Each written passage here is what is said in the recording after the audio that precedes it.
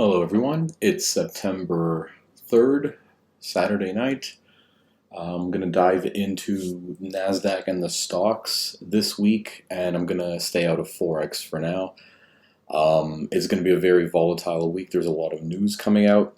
I'm just going to avoid drawing up anything new for the time being. I don't really see there being much value in really analyzing once again. I mean, I haven't really changed any positions that I've taken already. For example, I'll pop, I think it was, which did I set up before? Yeah, AUD USD. So I'll switch the EMA ribbon on, pardon me, and yeah, it was moving the way that it expected.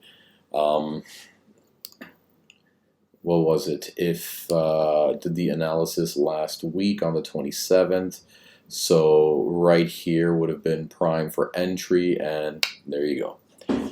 It's exactly where we kind of based that idea off of. Actually, it was a little bit lower. Would have been right here off of the daily. What do we see on the 4-hour? It would have been middle of this imbalance, right? So right dead center of that, there we are. Easy as pie. Now the imbalance showed up just, I think it was the second candle before close. I gotta take a look actually to see if that's exactly what I drew up or not, so just bear with me. Chart review, this one. Load. I gotta load it, yes. Alright. Unless I messed around with it already, then that won't really show you much. So is that any different? I think it was the exact same spot. Yeah, okay. So it is what it is. Close. Okay, so that's where we're at. I mean, it's a very nice entry. Kind of smacked it perfectly, and it is now sitting 135 pips in profit, 134 approximately, give or take a pip. So yeah, it's you know what I was saying before, just a basic analysis of this stuff. Pardon me, guys. I'm gonna be a little bit ragged tonight. There's a lot going on personally, so this video is just going to be a little bit shorter than normal. And like I said, I'm not jumping into new forex ideas, just showing you that this trade idea is now happening and it's working out nicely. Good example as well, do a 618 retracement. Didn't quite hit that 618. It was kind of still in the golden zone when it rejected. So this kind of gives me the validity of that candle, right? If we want to do a little mini fib, I think that's like a 786 retracement. No, right off the 618. Look at that. Would have been a perfect move too. But anyway, there's no way of knowing the bottom unless it does a little bit of a rejection, right? So imbalance candle, fantastic entry, nice and tight. So we're going to be on our way for a 8.8 to 1 risk to reward ratio before any sort of any sort of pause happens there. And that's about it for now. I'm not really going to dive into more. CAD JPY, I did a really deep analysis. It's spent like over an hour looking at this one on a different broker. I did FCXM because it went all the way to the 80s, 1980s. So what I saw is that where it's at right now, there's about 5 indicators showing that this is a very strong potential reversal zone on the monthly. Okay, so I mean it's kind of given with all the triple tops that we kind of hit here. If we break through here and go higher on the yellow, then I mean I'll remain bullish. But right now I'm staying out of CAD JPY. I'm expecting reversal any minute, or any day, I should say. Any minute will be rough. But yeah, so what I'm going to do is wait for a 4-hour EMA shift before I jump in on any sell trades. Okay, and the reason I might actually wait a little bit longer, just because, I mean, you can see we popped over previous resistance line. Now it's going to be used as a support. So this is going to be my telltale sign. If we bust through this area right here, if we go higher than that, then I'm going to stay out of the trade. But when I hit this zone right here, it's going to be, I think I'll take a tight trade. I might do just like 20 pips of a smaller lot size and see how far it goes. I don't expect it to go much higher than that, and if it does, then it's going to go even higher than what I'm predicting. So 20 pips will just let me know nice and easy if I'm out, or if the trade's going to be nice and valid and stay in longer. So that's really just the two ideas that I got. Those are the two pairs that I'm following right now. The rest of them, I mean, GBP is tanking hard. From what I understand, interest rates are going to be increased in Canada from 2.5 to 3.25. So for those on any variable mortgages, prepare to be in pain. And I am one of those people on a variable mortgage, unfortunately. Circumstances happened, and you know, it was good while it lasted, but to lock in now, I'd be paying like over 5%. It'd be insane. So I'm going to ride this out. It's bound to go down eventually. This is just part and parcel of a recession. So, I mean, I'll be hurting for the next year, maybe year and a half, and then it should kind of level out. Same thing with everybody else. So don't panic just yet. Try to make a long-term plan for yourselves for the next year, and try to just survive as best as you can before tensions ease up a little bit and we have more spending cash. Anyway, jumping into stocks, it was quite an interesting day. I made a quick call on this. I'll switch this over to the 4-hour for a second, and I'll do this on this chart. Where are we? Where's my Nasdaq? I think I just messed this up. There we go. It's alphabetized. Where are you? Here we go. So, anyway, no, this is just my long-term chart. I didn't really do a whole lot of drawings. I deleted the ones I had on here, just because I don't want to keep this one messy with anything else. But overall, it was this move right here. Okay, I'll show you on a 5-minute time frame. All right, and I have a few screenshots on my phone to save that. Where are we at? Where did I draw that up? Give me a second, guys. Pardon me. 1 hour. I knew there was a reason for this. Okay, so this is just my long-term retracement. This is where I drew the fib from originally. It was right here, the after hours portion, and dropped all the way down. And then I used my Camarilla pivots. Okay, so now we'll drop down to the 5-minute to give a better example of what's happening here. All right, so as this climb was happening, I drew the Fibonacci, and I'm like, okay, I grabbed a sell around this area. And once it kind of went up here, I'm like, let's see what happens. Right, as you can see, right on the pivot there, right, I'll just highlight it with a little box. Right on the pivot line, the candle closed. And the other one opened. It wanted to go higher. As you can see, the wick is larger on the second candle after the green, and then closed below that line. Then the next one went up to the pivot and closed lower. So from that point on, I knew we were dropping. This was kind of the threshold. As soon as it sits on the 618 and there's another indicator that shows the validity of a rejection, if it was a continuation, it would have closed above the line and I would have shut down the trade. But because it closed below it on that 5-minute candle, it was a very nice time to jump in on the trade.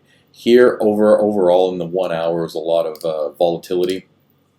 You can see pretty decent candles going up and down.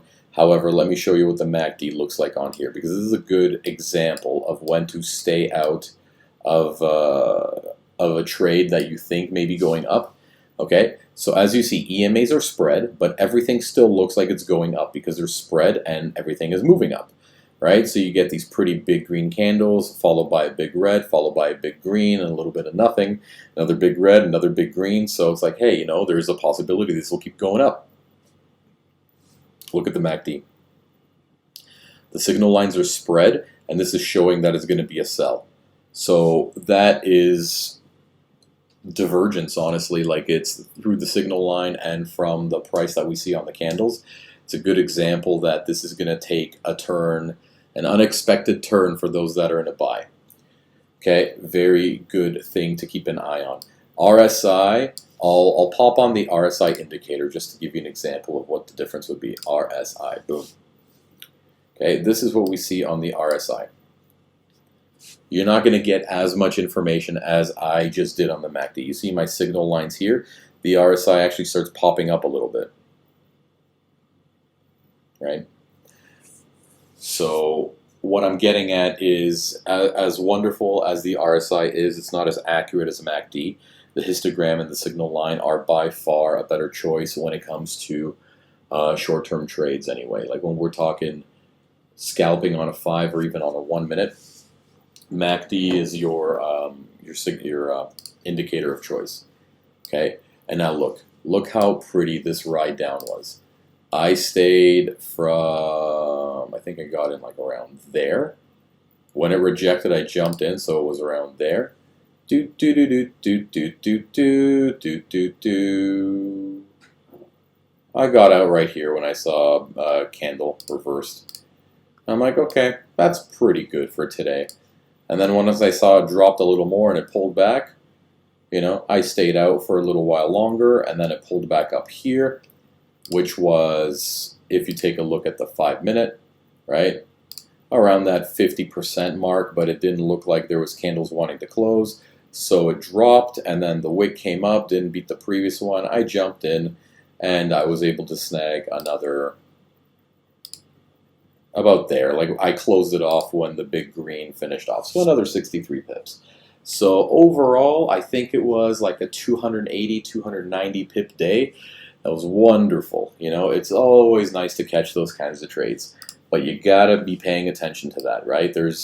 These are the kinds of trades that you're really going to be able to grab when you're in front of the computer watching it. So, you know, judging from how that went, and you know, hopefully I saved a few people's asses that didn't take a buy on that line. I'm like, just wait, don't do it. Okay, so hopefully that worked out well for a few. My concern is what's going to be coming up in the next few days. Okay, so I'll take off the Camarilla for now. My concern is that we may be seeing a bit of a pullback before an absolute crushing of the market. Okay, and by a little bit of a pullback, I mean maybe going up 200 points. Like this isn't going to end well, guys. Like look at the weekly, right? So weekly we just have 3 big red candles. Okay, what happened the first time that we thought we were going to be out of a move upwards, right? We just had 3 weeks of up movement and then 7 straight weeks of drop. Like 1 week of pullback and then 3 more weeks of dropping. So now what we had 1, 2, 3, 4 positive weeks. Now we have 3 negative weeks. Let's just do this as an example, okay? So we do our trend-based Fib extension from the high here to the low to the next high. You see where my target is? Approximately there. Like I don't think we're gonna, yeah, actually I do think we're gonna drop to about that low. We might be seeing like high 8,000s on IXIC. This Nasdaq, the Oanda broker, mid 9,500, you know, possibly a little bit lower. But this is my target area. I'm going to drop this a little bit more, maybe around this area. I'm not saying it's going to be exactly there, right? As you can see, this went a little higher, but this is where I was expecting the move upwards. And around this area, I was expecting the drop. There's 42 pips away on that. But as an example, what does the Fib tell us when we go there? 618, perfect. Perfect 618 retracement before the pullback. Okay, you can tell me that it's news and whatever other catalyst that there is, but there's always a plan. These moves are planned out before they actually happen. Okay, it's not going to spontaneously drop on you. You just have to be prepared for them. And like I've shown time and time again, Fibonacci has been incredibly useful. Right? That's how I was able to snag that drop right there, lined up with a few other indicators that I have at my disposal. And down we go. All right, so what we have right here, as you can see, as the drop kept happening, the signal line wanted to go up, but we didn't even break zero on the weekly here. On the daily, I believe we did, but the drop's already been happening, right? Like we've crossed zero beginning of this week, and this is just gonna look like this part right here, right? This is right here what we're gonna be dealing with. The current week right now, if you take a look, right? Let's say 1, 2, 3, 4, 5, 6, 7, 8, 9, 10, 11, 12, 13, 14, 14 candles, right? So exactly 2 weeks. Let's see from where we had this one, the last green. So 1, 2, 3, 4, 5, 6, 7, 8, 9, 10, 11, 12, 13, 14. So it ended up being right there. So let's just draw a trend line from this high. Where were we? This candle or this candle? Let me recount.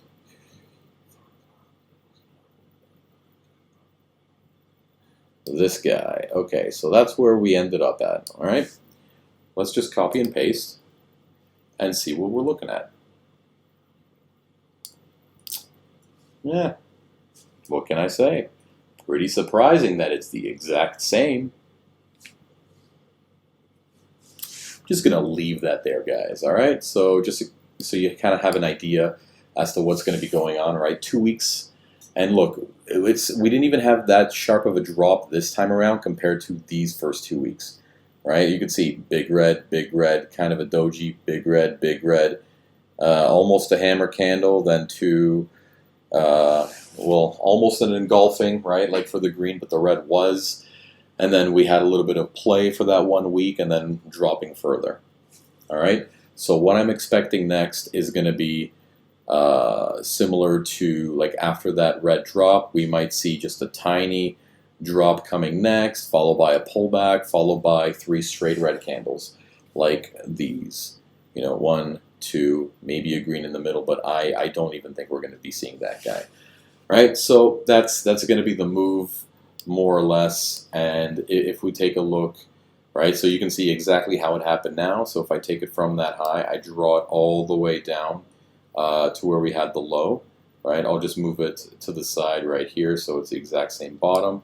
All right, so here's an example as to what we'll be looking at. Interesting how it lines up exactly or almost exactly with my trend-based extension, right? A little bit above that volume line, but I'm kind of debating whether or not we're going to close that one off or if we're going to close all 6 of them off. Because if we do, I mean, damn, to have Nasdaq drop to 6,500, it'll be a historic drop, I think, ever, right? Like we would be losing 60% from the highs back in November.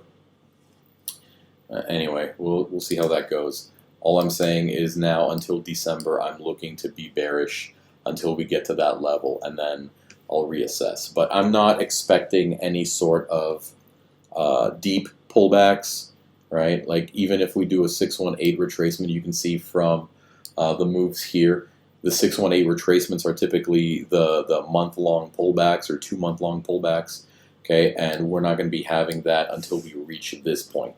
So this is just going to be a steady drop for the next 2 months. October, November, yeah. That's when earnings will start coming out for a lot of companies, and then a lot of the traders will realize, oh man, that was a bad time to buy back in September. So just chill out for now. Don't get trigger happy and jumping in on trades, right? Okay, get rid of this. I like to have my chart clean on this guy, and I'll do my projections on the others. Right, but just as an example, as what you see with the gap closings, we just had a nice long gap closing from here. Right, that was back in July of 26, and it closed September 1st. So that was about 6 weeks. Right, I mean, if we take the week candle, how long was it actually? 1, 2, 3, 4, 5, 6. 6 weeks. Perfect. There we are. Right, so that is kind of Nasdaq in a nutshell. Let's see. I think there was some request to do the triple Q, so give me a second. Actually, I'll pop it into my stocks watch list.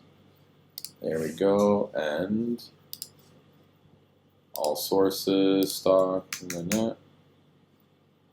that's the one I think you guys are talking about, right? We'll jump into that ETF fund. Okay. Where is it? Where did I pop it? Probably at the bottom. Okay. So, oh, no, sorry, I don't want to do on this chart. That's my long-term chart specifically for Nasdaq. Yikes. I don't want to be messing around here. Okay, let's do it on this guy. There we go, on my weekly chart. So, triple Q, here we go. Daily. What do we see? Do we see on this ETF? Very similar moves to the Nasdaq, so it's dropping a little bit sharper actually. All right, let's take a look if there's any gaps right now.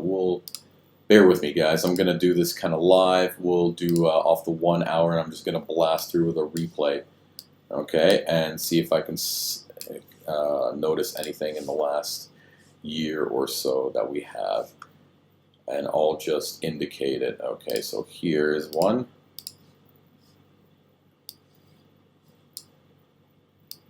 Okay, I'll just leave that there. I should be able to get back to it. A 174. Okay, so that's the gap. Let's keep going. Oh, found another one right there. This one was filled. Okay, let's keep going. That little guy was filled. Let's see this one. More or less filled. This one, more or less filled right here at the wick. We know the ones above got filled. It climbed almost to 400, I believe. So let's just give it a second. We're already in July. Let's see what else there's going to be. Another little gap right here. Does it close? Yes, it does. This wick.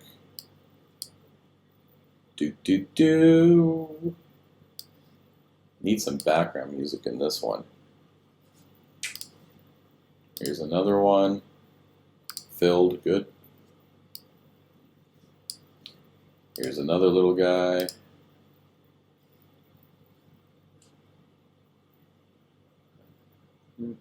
Okay, filled. You see that? Done. Now it's dropping a little bit more. We know it climbed higher, so I know these gaps fill eventually. It's just the lower ones we're trying to find out where it's going to drop to. Okay, and it's not going to give me as much information on the 4 hour if I do it that way. So actually, give me a second. We'll use this box here just in case I'm wrong. Okay. Well, I mean, we've been dropping from that point, right? So, I mean, I know it closed off eventually, but how low are we going to go? Okay, here we go. I'm just going to delete that one. I know that one closes, so let's see here. Okay, so this is what we got going on here. Is that going to shut it down by November? We've got a year to go, looks like. So as exciting as this is, guys, almost like watching paint dry. But it's very important, right? Like I'm just doing these gaps live to show you more or less a rudimentary idea as to where QQQ will drop. So you see it keeps going higher, so this is a pretty valid gap. Look, we're almost caught up for a year ahead. Yeah, we're not caught up at all. Let's see where we keep going. Okay, so I'm going to pause that and let's move. Let's close the replay for now. That's a pretty decent amount of info to have. Let's go on the 4 hour. Where are my gaps? Okay, so this one got filled recently, as you can see.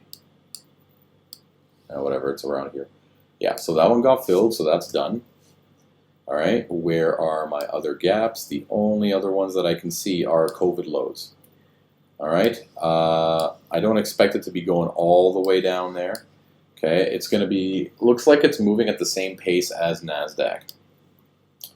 Okay, like I said, I have a very hard time believing that it's going to be dropping to 171 all the way from 293. Where's it at now? 295. Okay. So let's see. What's the best way to understand this? Like it's literally Nasdaq. This is almost identical with the chart. So watch. I'll take Nasdaq and I'll switch it over to the daily. All right. If you can see through those lines. Oh, geez. You know what? Maybe I'll forget it. I'll just do this. I'll split this one so we can go top and bottom. And on the bottom, oh my goodness, why is it white? Man, why do settings keep screwing up like this? Okay, Nasdaq.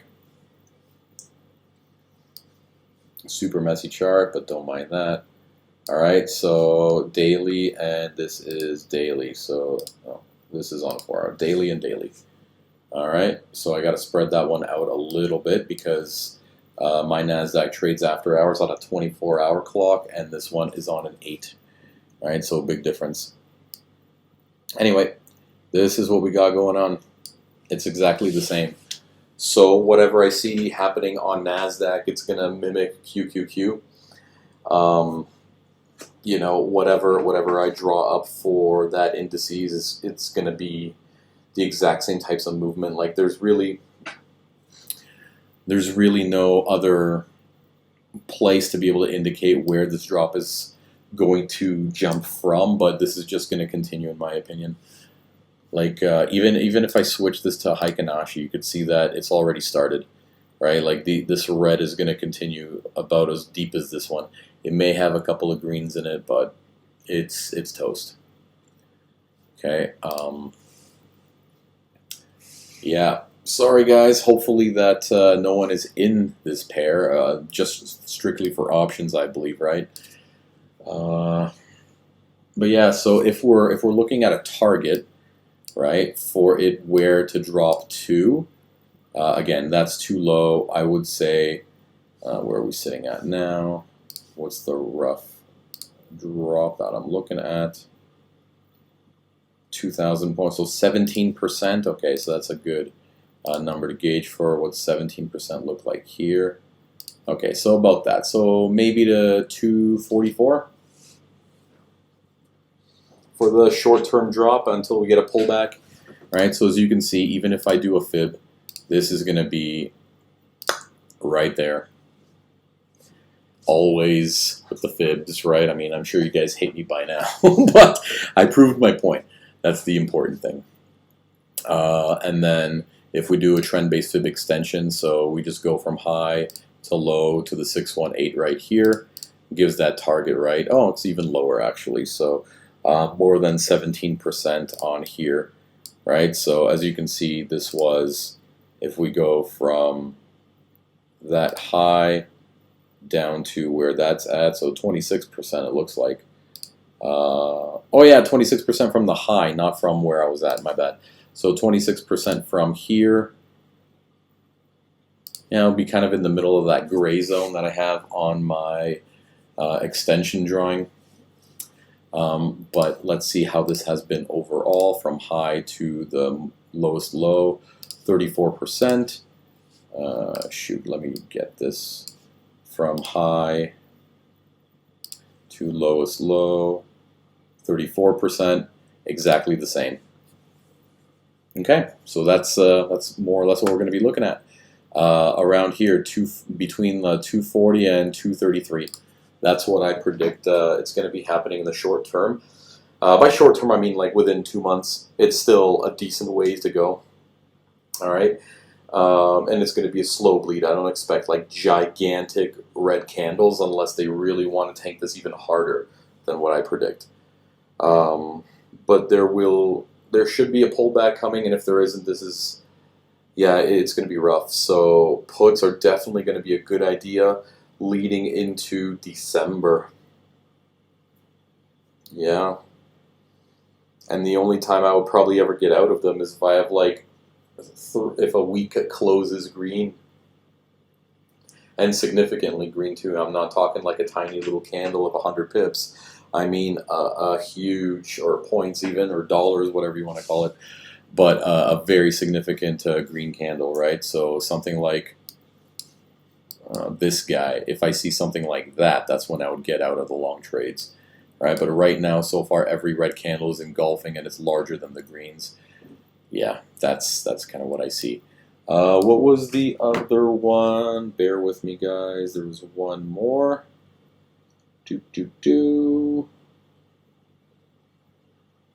Oil. Okay. Yeah, oil's pretty easy to manage, so I'll just get rid of that. Jumping back on this. All right, where are we on oil? I'll stick with U.S. oil. So, you know, as I was predicting, it was exactly off a Fib retracement zone, right? So let's jump in on the monthly just to take a look. This is where we're sitting. Okay, this blue line, you can see the historic support and resistance that was off it. Fibonacci is almost, it's right on there right now. Where it closed, it's just slightly below it. So this is where I'm expecting the reversal. Volume is way down there. That's not relevant. So if we take volume and we draw it up from this trending line right there, okay, all the volume is down here. All right, and that was filled with all this movement over the last several years. Okay, now all the consolidation that happened during Obama's term, let's take a look, right? So let's go where it actually started to stabilize and just go sideways right before the drop. So I would say this candle right here, February 2011, to about this guy. Hopefully it draws it up, because sometimes it could be a pain in the butt. Maybe over here. Okay, just not enough data. But as you can see, this is where this one is. Okay, it's pink or whatever. Let's draw that up. How about here? Now this one is there. Okay, that's all the volume from the past. So in between there, I'm expecting this to kind of reverse and get back to this zone to test it at least. So let's take a look at what happened on the dailies, because that'll give us a good good idea as to what was going on. So those big ass pink lines, that's what I drew. Okay, so as you can see, kind of dropped in there and it was weaving in between them, tested both, and then went right back down. So I could tell that the volume is kind of in between these, and it's tested once again and it's dropped, but it hasn't made a new low. That's the important thing. It's just slightly higher than what it was. Okay, this is going to be crucial. If we see, if we break this aqua line and we have a daily candle close below that, I'm going to redraw my charts, because then we're not going to be looking at a fib retracement. This might go a little bit deeper. Okay, right. So we're looking for a daily candle close. Right now where we're at, that means it has to close approximately $2 lower than what it is. So it's at 87.9. 85.9 is kind of the threshold. If it closes below that, I would definitely say we're going to be bearish for a little while. If we close below that, I don't expect that to happen, to be honest. Yeah, we'll kind of see where everything else goes, because right now on the daily, the EMAs are converging on each other, right? They're about to start consolidating, right? We have the white and almost these four on top of each other. So it's kind of a good sign. Like if we drop lower, the lowest I can possibly see going is right here, because three things, right? EMA line, Fibonacci channel, and the 786 retracement. It's still within the golden zone too. So as far as going the lowest possible, about $77 is what I expect. If that's to happen, I'm not expecting to drop lower, actually. I'm expecting this to keep climbing. Right, on the weekly, it just shows that everything's engulfing, so been wrong before. It's okay to be wrong. Just got to make sure that we stay unbiased in our trades, so that if we're wrong, we're able to catch it early and get the F out. Okay, so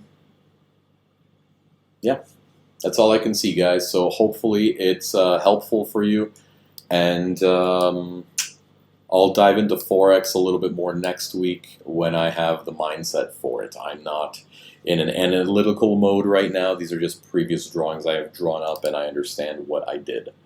So anyway, thanks for tuning in, and I'll see you next week, everyone.